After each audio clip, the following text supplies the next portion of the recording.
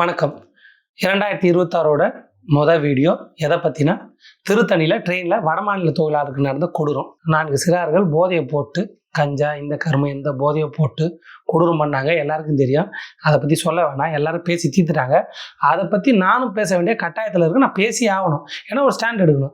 அந்த வடமாநில தொழிலாளர் கூட நம்ம நிற்கிறோம். அவர் வடமாநிலமாக இருக்கலாம், எந்த மாநிலம் வேணா இருக்கலாம், அவர் கூட நம்ம நிற்கிறோம். பாதிக்கப்பட்டவர் கூட எப்பவுமே நிற்கிறோம். அவர் தமிழ் தெலுங்கு ஹிந்தி எதுவாக வேணா இருக்கட்டும், அவருக்கு அப்படி நடந்துருக்கக்கூடாது. அவர் கூட நம்ம நிற்கிறோம். அவருக்கு அப்படி பண்ணவங்களுக்கு கடுமையான தண்டனை வழங்கி ஆகணும். இனிமேல் இப்படி யாருக்கும் நடக்காத அளவுக்கு இந்த அரசு உரிய நடவடிக்கை எடுக்கணும். போதைப் பொருள்களை ஒழிக்கிற வேலையை இந்த அரசு தீவிரப்படுத்தணும். இந்த அரசு இந்த விஷயத்துல தவறிட்டாங்க, போதை பழக்கத்தை தடுக்கிறதுக்கு தவறிட்டாங்க, எல்லாம் விமர்சனம் வைக்கிறாங்க. அந்த விமர்சனத்தை நம்மளும் சொல்லி இந்த மாநில அரசு மத்திய அரசு எல்லாரும் சேர்ந்து போதை பழக்கத்தை போதைப் பொருளை முற்றிலுமா ஒழிக்கிற வேலையை பார்க்கணும். அதுக்கு நம்மளும் கொஞ்சம் துணை நிற்கணும்.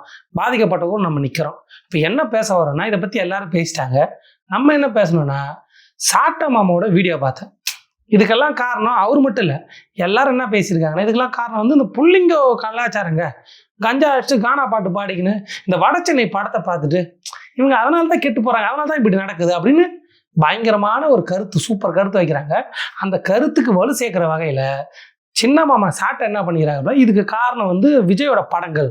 விஜய் படத்தில் புள்ளிங்கோ இருக்காங்க வேற என்ன வேணும் அந்த பாட்டு வந்துருச்சு. என்னடா புள்ளிங்கோ என்ன பண்றீங்க, உங்களால தானே இப்படி நடக்குது அப்படின்னு சொல்லி அந்த பாட்டை விளக்கம் கொடுத்து இந்த புள்ளிங்க மென்டாலிட்டி இவங்க இப்படித்தான் அப்படின்றாங்க. இந்த ரஞ்சித் மாரி செல்வராஜ் இவங்க படத்துக்கு அப்புறம் தான் இது போதையை போட்டு இந்த மாதிரிலாம் கொடுத்த பண்ணுகிறாங்கன்னு சொல்லிட்டு புள்ளிங்கோ வட சென்னையை சேர்ந்தவங்க இல்லை சென்னையை சேர்ந்தவங்க இல்லை இந்த குறிப்பிட்ட சமூகத்தை சேர்ந்தவங்க அப்படின்னு சொல்லி டார்கெட் பண்ணி கானா பாட்டு அது இதுன்னு பயங்கரமாக பேசினுக்கிறாங்க. இவர் அது சம்மந்தப்பட்டால் பேசியிருக்கிறாங்க. நான் என்ன சொல்கிறேன்னா, இதுக்கு முக்கியமான காரணம் சீமானோட மேடை பேச்சுகள். அவர் பேசின பேச்சு தான், அதுதான் இந்த சமுதாயத்தில் பரவி அது ரீல்ஸாவோ ஷார்ட்ஸாவோ பசங்க வீடியோ போடுறதோ இந்த வீடியோலாம் பார்த்து சீமான் பேச்செல்லாம் கேட்டு மண்டைக்குள்ள உளவியல் ரீதியாக சில விஷயம் ஊறி போச்சு. அதுக்கு உதாரணம், போதையை போட்டு அந்த பசங்க பண்ண கொடூரம் இருக்குல்ல, அது ஏன் வட மாநில தொழிலாளருக்கு நடந்தது? அந்த ட்ரெயினில் பல பேர் போனாங்க. அவனுக்கு யாரை வேணா பிடிச்சி என்ன வேணா பண்ணியிருக்கலாம். அவனும் போதை ஏறி போய் கொடூரத்தை பண்ணுகிறானு யாருக்கு வேணா பண்ணுவானுங்க. ஆனால் குறி வச்சு வட மாநில தொழிலாளரை பண்ணுறான்னா 2 விஷயம் தான்.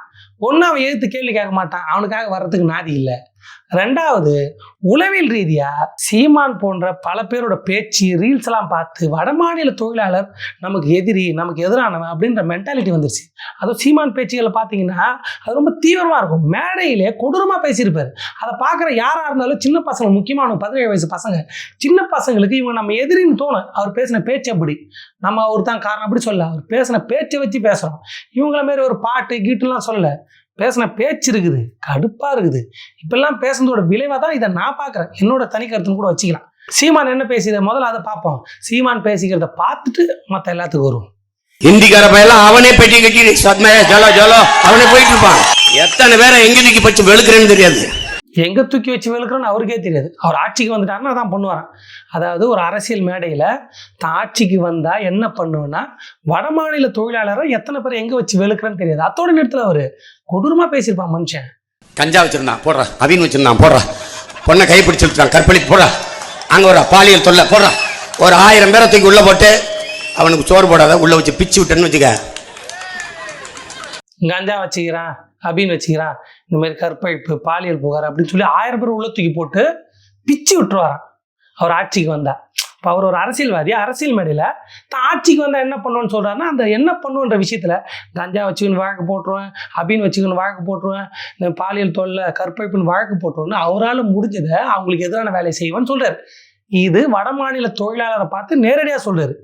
வட மாநில முதலாளியை சொல்ல. காலங்காலமாக இங்கே முதலாளிகள் இருக்கிறாங்க. இவங்களுக்கு யாரும் முதலாளி எதிர்த்து வாய் வராது. தொழிலாளர் தான் கேவலமானவன். அவனு யார், அவனை நம்மள மாரி தான். இந்த பேச்சின் அடிப்படையில் தொடர்ச்சியாக பல வீடியோக்கள் ரீல்ஸ் நான் அடித்து தள்ளுறானுங்க. பரிதாபங்கள் வீடியோ வரைக்குமே அது ஒரு காமெடியாக இருக்குது. அது என்ன இம்பேக்ட் பண்ணியிருக்குன்னா தெரியுது இல்லை. 4 பேர் கஞ்சா அடிச்சுட்டு சின்ன பசங்க வடமாநில தொழிலாளர் தேர்ந்தெடுக்கிறானுங்க. யாரை வேணா பண்ணியிருக்கலாம். மூளை அங்கே போகுது. அது காரணம் இந்த பேச்சுகளும் தொடர்ச்சியாக இருக்கிற ரீல்ஸுகளும் நமக்குள்ளே இருக்கிற வெறுப்பு, தொழிலாளர் மேல இருக்கிற வெறுப்பு. புலம்பெயர்தல் எல்லா ஊர்லயும் நடக்குது, எல்லா நாட்டிலும் நடக்குது. யூரோப் ஃபுல்லா இந்தியர்கள் வந்துட்டாங்க, முதல்ல இவங்கெல்லாம் துரத்தணும்னு சொல்லிட்டு அந்த ஊர்காரன் பேசுறான். நியூசிலாந்துல இந்தியர்கள் எல்லாம் வந்துட்டாங்க, முதல்ல அவனை துரத்தணும் அந்த ஊர்காரன் பேசுறான். எல்லா ஊர்லயும் நம்ம போறோம், நம்ம ஊருக்கு எல்லாம் வந்து நேர தொடர்ச்சியா நடந்துட்டே இருக்குது. இது இயற்கையான விஷயம், நடக்கும். தேவை இருக்குது, நம்ம அங்க போவோம். அவனோட தேவை இருந்தா இங்க வருவான், அவன் இங்க வாழ்வான், நம்ம அங்க வாழ்வோம். ஐயோ, அவன் வாழ்ந்தா நம்மளோட கலாச்சாரம் மொழியெல்லாம் போயிடும் அப்படின்னு என்ன பண்றது? இப்படியா பேசுறது? நம்ம மொழியை வளர்க்கறதுக்கான வேலையை பார்க்கணும், கலாச்சாரத்தை காப்பாற்றுறதுக்கான வேலையை பார்க்கணும், அது தொடர்பான பேச்சுகளையும் அது தொடர்பான வேலைகளையும் செய்யணும். இப்படியே வெறுப்பை கக்கிறது. இந்த வெறுப்பை கக்கிறதோட விளைவு தான் இப்படி நடந்துக்கிறது நான் கருதுறேன். யார் என்ன வேணா சொல்லிட்டு பாங்க, என் கருத்து அது. இது மட்டும் பேசியிருக்காரு சீமான், இன்னொன்னு பேசியிருக்காரு. ஓடுறீங்க இல்லைன்னா வட இந்தியா உடனே போடுமா, அப்புறம் என்ன தேடுவேன். ஓடுறீங்க இல்லைன்னா வட இந்தியா உடனே போடுமா, அப்புறம் என்ன தேடுவேன். வட இந்தியா உன்னை போடுவான் அப்ப நீ என்ன தேடுவேன். வட இந்தியன் போட்டுருவான். இந்த பேச்சை கேட்குற எல்லாருக்கும் என்ன தோணும்? ஐயோ, வட இந்தியர்களா வரான்ல, அவன் நம்மளை போட்டுருவான்ல, ஐயோன்ற பதட்டத்தை உண்டாக்கும். உளவியல் ரீதியா அது வந்து அவங்க மேல ஒரு வெறுப்பை திணிக்கும். திணிச்சிருக்கான் மனுஷன் தொடர்ச்சியா. அதோட விளைவாதான் வடமாநில தொழிலாளர் மேல இந்த மாதிரி தாக்குதல் தொடர்ச்சியா நடந்துட்டு இருக்கு அப்படின்னு நான் பாக்குறேன்னு வச்சுங்க. இவங்க என்ன சொல்றாங்கன்னா, அது புள்ளிங்க கலாச்சாரம்பா, கானா பாட்டு. அந்த கானா பாட்டுல அவனுக்கு தொடர்ச்சியா கஞ்சா பத்தி பாடுறானுங்களே, அதோட விளைவு தான் இன்னொரு கருத்து இருக்குது. கானா பாட்டுல மட்டும் தான் கஞ்சா பத்தி பாடுறாங்களே. நான் கடவுள்னு ஒரு படம் பாலா டைரக்ஷன்ல ஆர்யா நடிச்சிருப்பாரு. அதுல ஆர்யா என்ன பிடிக்கிறாரு? நான் இட்லி அப்படி பிசைஞ்சு பிடிக்கிறாரு, பரோட்டா சுருட்டி பிடிக்கிறாரு, தோசையை சுருட்டி பிடிக்கிறாரா? என்னையா பிடிக்கிறாரு? காஞ்சா. அதாவது சிவபானம். நான் சொல்ல, அந்த படத்துல சொல்லுவாங்க, அந்த படத்தை பார்த்துட்டு தான் இவங்க செய்யறாங்களா? நீங்க அந்த படத்தை கடிச்சு துப்புனீங்களா? அந்த படம் தான். ஐயோ, அந்த மாதிரி படம்லாம் எடுக்கக்கூடாது, அந்த படத்தினால தான் தமிழ்நாடு ஃபுல்லா கஞ்சா பாறை இருக்கு சொல்ல முடியுமா? அது ஒரு படம். அந்த படத்தை பார்த்து ஒருத்தன் கெட்டு போறான்னா அது அவங்கிட்ட இருக்குது. கானா பாட்டில் எல்லா பாட்டும் தான் இருக்குது. கானா பாட்டில் முக்கால்வாசி மக்களுக்கான பாட்டாக இருக்கும். அதில் இந்த மாதிரி பாட்டு பாடுறானுங்க. அதே மாதிரி தான் தமிழ் சினிமாவில் இருக்கிற எல்லா பாட்டுலையும் தான் அப்படி இருக்குது. கானாவில் மட்டும் தான் கஞ்சா, இந்த அருவா குத்திடுவேன், கேஸு கிசுன்னு இருக்குதா? திருப்பாச்சி அறிவால தீத்திக்கிட்டு வாடா வாடா. என்ன பாட்டு இது? எப்போ வந்தது? எத்தனை பேர் அதை வச்சு ரீல்ஸ் போட்டுக்கிறானுங்க, ஸ்டேட்டஸ் போட்டுக்கிறானுங்க, எத்தனை பேர் கத்தியை வச்சு போட்டுருக்கானுங்க. அந்த பாட்டு ஐயோ சினிமா ஓய்ச்சிடணும், அந்த பாட்டை எழுதணும், ஓய்ச்சிடணும், இனிமேல் பாடல்களே இருக்கக்கூடாது. நீங்கள் பேசிட்டீங்களா? இந்த பாட்டு வைக்கிறதுனால திருப்பாச்சி அறிவால தீட்டிக்கிட்டு வாடா வாடான்னு சொல்றதுனால தான் ஆணவ கொலை நடக்குது. பல பேர் வெட்டி கொள்றான், கத்தி எடுத்து சுத்துறான், ரீல்ஸ் போறான்னு சொன்னீங்களா? சொல்லல. கானா பாட்டு மேல மட்டும் என் கோவம் வருது. ஏன்னா அதை யாரு பாடுறான்னு இல்லை, அதான் பிரச்சனை. கானா பாட்டு யாரு பாடுறா, ரேப் யாரு பாடுறா, அதுல இருக்குது பிரச்சனை. அந்த ஒரு பாட்டா? இன்னும் தமிழ் சினிமால நிறைய பாட்டு இருக்கு. இந்த விஷால் பாட்டு கூட இருக்கும். உதாரணத்துக்கு சொல்ற எக்கச்சக்க பாட்டு இருக்கு, தேனா கிடைக்கும். கட்ட பொம்மை ஊர் எனக்கு, கெட்டவன்னு பேர் எனக்கு, எட்டப்பானா எவனு வந்த அந்த பாட்டுல நல்ல தண்ணி தீவுக்குள்ள கெட்ட தண்ணி அடிக்கிறவன்டா, கெட்ட தண்ணி அடிப்பான் அவர் பாட்டுல இருக்குது. வெட்டருவாய பேரை சொன்னா பேசுமே, வீச்சருவாய ஊரை சொன்னா வீசுமே, வரான் இல்லை. இதை வச்சு எத்தனை பேர் ஸ்டோரி போட்டுக்கிறாங்க, ஸ்டேட்டஸ் போட்டுக்கிறானுங்க. இப்போ இந்த பாட்டு தான் காரணமா? இருக்கிற எல்லா கொலைகளுக்கும் அந்த பாட்டு தான் காரணமா? இல்லை அந்த ஊர்காரன் தான் காரணமா? இல்லை அந்த டைரக்டர் காரணமா? அந்த ஆக்டர் காரணமா? எதை காரணமா சொல்ல போறீங்க? அந்த லிரிசிஸ்ட் காரணமா? மியூசிக் டைரக்டர் காரணமா? அதுக்கெல்லாம் கோவம் வரல. இப்போ தமிழ் சினிமாவில் இந்த மாதிரி கேவலமான பாட்டுலாம் இருக்குதுப்பா. சினிமா ஓய்ச்சிடணும், சினிமாவில் பாடல்கள் ஓய்ச்சிடணும். எத்தனை பேர் சொன்னீங்க? இந்த மாதிரி லிரிசிஸ்ட் ஏறாங்க, இந்த மாதிரி லிரிசிஸ்டே இருக்கக்கூடாது, இந்த கவிஞர்களை ஓய்ச்சிடணும். எத்தனை பேர் சொன்னீங்க? ஏன்னா எழுதுன எவனும் வட சென்னையோ நீங்கள் வெறுப்பை காட்டுறீங்களோ புள்ளிங்கன்னு சொல்லிட்டு யாரை குறி வைக்கிறீங்களோ அவங்க இல்லை. முக்கியமாக சொல்ல போனால் உழைக்கும் மக்களோ ஒடுக்கப்பட்டவங்களோ கிடையாது. அதனால தான் அதை நீங்கள் கண்டுக்கல. எத்தனை பாட்டு, 1-2 பாட்டு, எத்தனை படம், சாதி பெருமை பேசுகிற எத்தனை பாட்டு இருக்குது. அதனால தான் வந்து ஆணவ கொலை பண்ணுறானே. உண்மை தான். அவன் அதை வச்சு தான் அவன் மண்டையில் ஏறுது அப்படின்னு சொன்னால் ஏற்றுப்பீங்களா? எத்தனை வாட்டி தடை பண்ணிட்டீங்க, எத்தனை பாட்டை ஒழிச்சிட்டீங்க, எத்தனை மியூசிக் டைரக்டர் போட்டு ஐயோ இந்த மாதிரி பாட்டு போடக்கூடாது, லிரிசிஸ்ட் நீ காலி அப்படி சொன்னீங்க. கானா பாட்டு மேலே மட்டும் கோவம் வருது. புள்ளிங்க வந்துட்டு என்ன புள்ளிங்க? காலங்காலமாக ஒருத்தன் நல்லா முடி வெட்டிங்கன்னு ஸ்டைலாக இருந்தான்னா அவன் காலனி பையன் சொல்லி பழனிங்க. இப்போ காலனி பையன் சொல்ல முடியல, அதனால புள்ளிங்கன்னு வச்சிட்டிங்க. எவனாவது ஹேர் கட் பண்ணி ஸ்டைலாக ட்ரெண்டாக ஒருத்தன் வந்தானா என்ன புள்ளிங்க மாதிரி வரான்றது. அந்த காலத்தில் நீங்கள் காலனி பையன் மாதிரி வரான்னு கேட்டீங்க, இந்த காலத்தில் புள்ளிங்க மாதிரி வரான்னு கேட்குறீங்க. அவ்வளோதான் விஷயம். தலையில் டை அடிக்கிறான், என்னப்பா நீ இதை என்கரேஜ் பண்ணுறான், தலையில் டை அடிக்கிறான், என்ன கட்டிங் போகிறான், என்ன ட்ரெஸ்ஸு போடுறான், அதான் பிரச்சனையா? முடியில் டை அடிக்கிறது, அவன் முடி வெட்டிக்கிறது தான் பிரச்சனையா? அவன் ஹேர் ஸ்டைல் தான் பிரச்சனையா? அப்துல் கலாம் ஹேர் ஸ்டைல் என்ன நீங்கள் சொல்கிற டீசென்ட் ஹேர் ஸ்டைலா? நார்மல் மிலிட்ரி கட் அடிச்சு அவர் இருந்தார். அவர் ஹேர் ஸ்டைலை பற்றி யாரும் கேட்டுக்கல, அவர் படிச்சிருக்காரு அதனால் விட்டாச்சு. சரி, டோனியோட ஹேர் ஸ்டைல் என்ன? ஹார்திக் பாண்டியா ஹேர் ஸ்டைல் என்ன? அவர் டை அடிக்கலையா? ஏஆர் ரஹ்மான் ஹேர் ஸ்டைல் என்ன? இப்படி ஒவ்வொரு ஆளுக்கும் ஒரு ஹேர் ஸ்டைல் இருக்குது.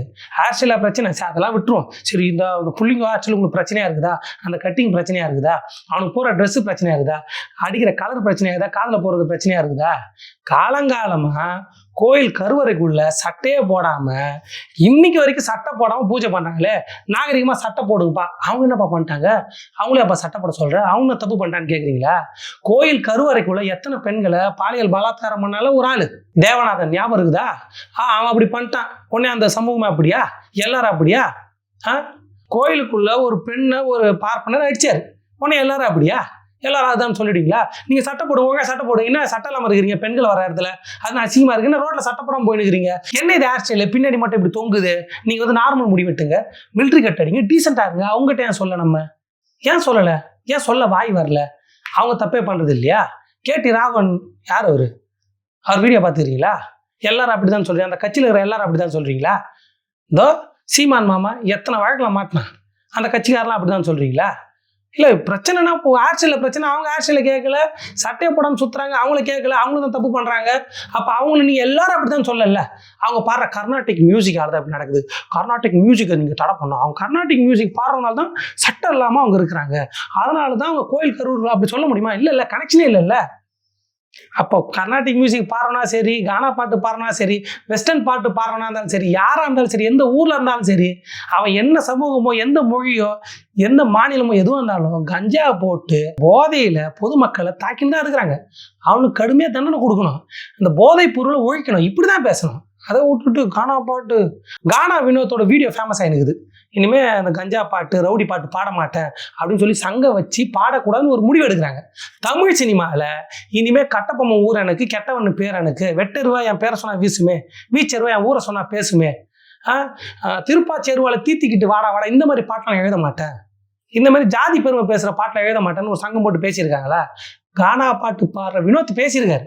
எங்க சினிமா பாட்டு பாடுறவங்க, அதை எழுதுறவங்க, மியூசிக் டைரக்டர் ஒரு சங்கம் வச்சு இனிமேல் நாங்கள் அப்படி பாட்டு எழுத மாட்டோம் அப்படிலாம் பேசியிருக்காங்க. ஒரு இடத்த சொல்லுங்க, ஏப்பா அது படம்ப்பா, படத்தில் என்ன கதையோ அந்த கதைக்கேற்ற மாதிரியான விஷயம் அது பண்ணுறாங்க, தேவைப்படுது. ஏங்க இது மியூசிக்ங்க, அவன் இண்டிபெண்டாக பண்ணுறான், பாடுறவன் இருக்கிறான், பாடுறவனை தண்டனை கொடுங்க. அந்த பாட்டை கேட்காதீங்க, அந்த பாட்டை ஒழிச்சிருங்க. அவனை வந்து போலீஸ் கம்ப்ளைண்ட் பண்ணி அவனை ஜெயிலில் போடுங்க.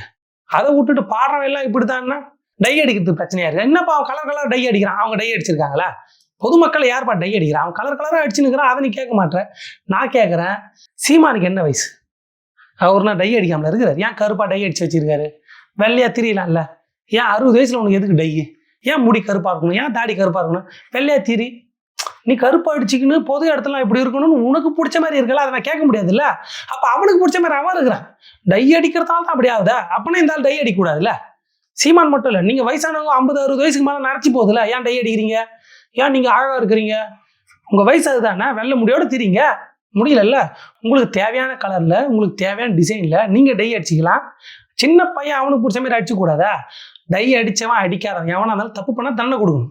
அவ்வளோதான், முடிஞ்சுது. சரி, முடி தான் பிரச்சனை, டை தான் பிரச்சனை, ஹேர் கட்டு, ட்ரெஸ்ஸு தான் பிரச்சனைனா ஆணவ கொலை பண்ணவெல்லாம் எப்படி இருக்கான்? சுர்ஜித் எப்படி இருக்கிறான்? இந்த புள்ளிங்க மாதிரி டை அடிச்சுன்னு முடி இப்படி வச்சுக்கின்னு டியோ ஓட்டினார்னா நீங்கள் சொன்ன டீசெண்டான ஆள் மாதிரி தானே இருந்தான்.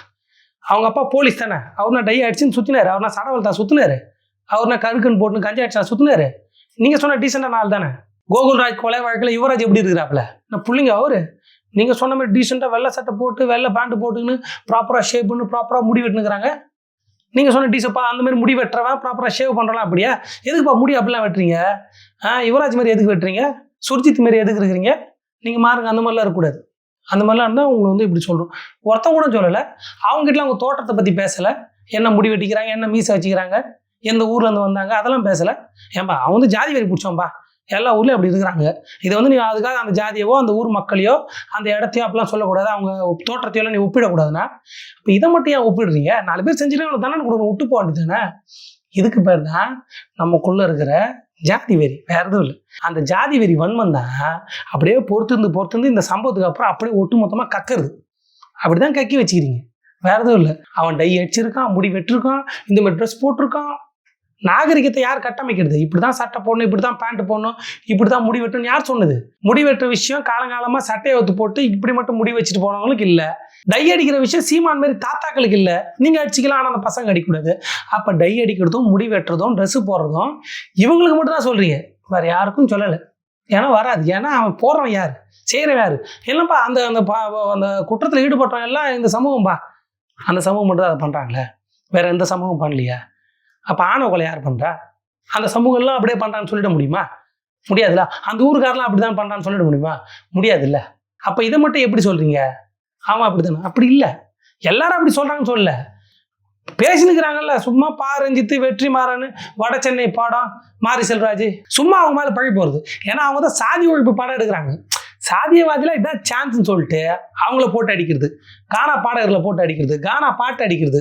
புள்ளிங்கோ, இந்த புள்ளிங்க விஷயத்துக்கு வர இந்த சின்ன மாமா விஜய் பண்ண புள்ளிங்க இருக்காங்க வேற என்ன வேணும், அந்த பாட்டுனால தான் இதெல்லாம் நடக்குது. என்னடா புள்ளிங்கோ அப்படின்னு பேசியிருக்கான்.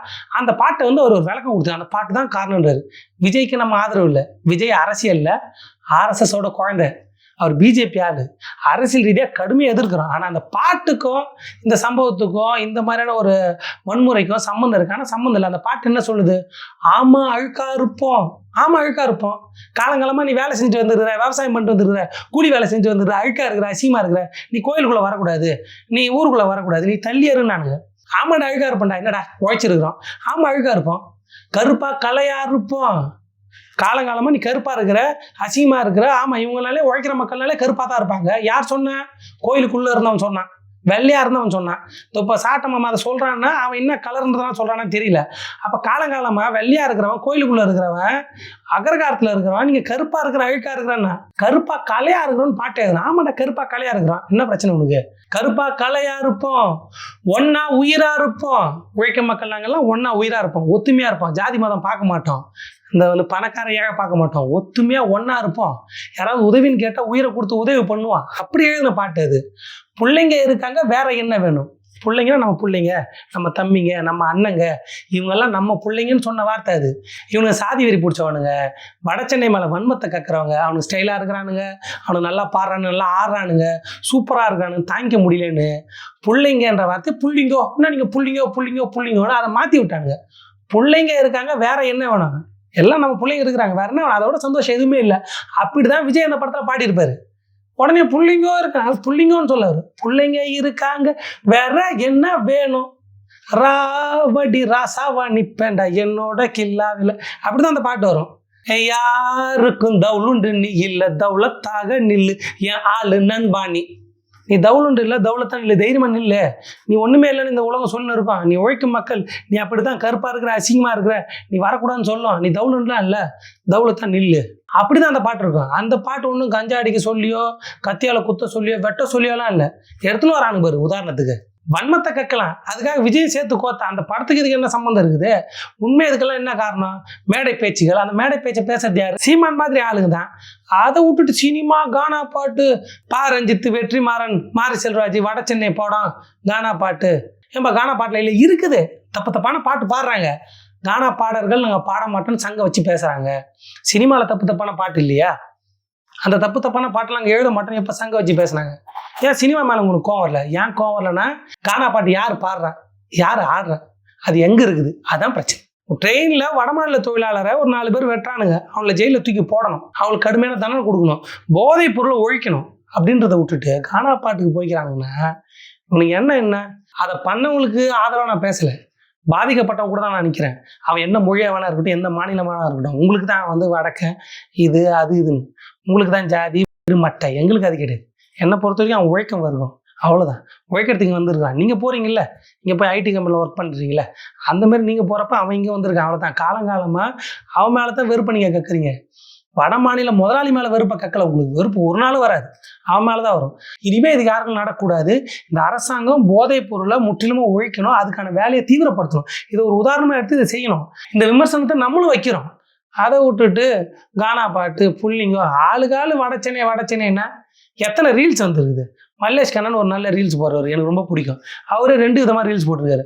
ஒரு இடத்துல ஃபியூச்சரில் இங்கே எல்லாம் வடக்கனா மாறிடுவான், தமிழ் அவங்ககிட்ட போய் லெட்டர் கொடுத்து நிற்கிற மாதிரி ஒரு ரீல்ஸு. அவரே இன்னொரு ரீல்ஸ் போட்டிருப்பாரு. வடமாநில தொழிலாளர் இங்கே வந்து கம்மி சம்பளத்துக்கு வேலை செய்கிறாங்க, அவங்க வந்து இங்கே இருக்கக்கூடாது அப்படி ஒருத்தன் பேசுவான். உடனே அவன் திரும்ப கேட்பான், நீ என்னடா வேலை செய்கிற? ஐடியில் வேலை செய்கிறேன். ஐடியில் எவ்வளோ சம்பளம் வாங்குறேன்? 1 லட்ச ரூபா சம்பளம் வாங்குறேன். ஏன் வெள்ளைக்காரன் அந்த வேலையை செய்ய வேண்டியதானே? வெள்ளைக்காரன் அவ்வளோ கம்மி சம்பளத்துக்கு வேலை செய்ய மாட்டான், அதனால தான் அவன் நம்மளை கூப்பிட்றான்னு அவர் சொல்லுரு.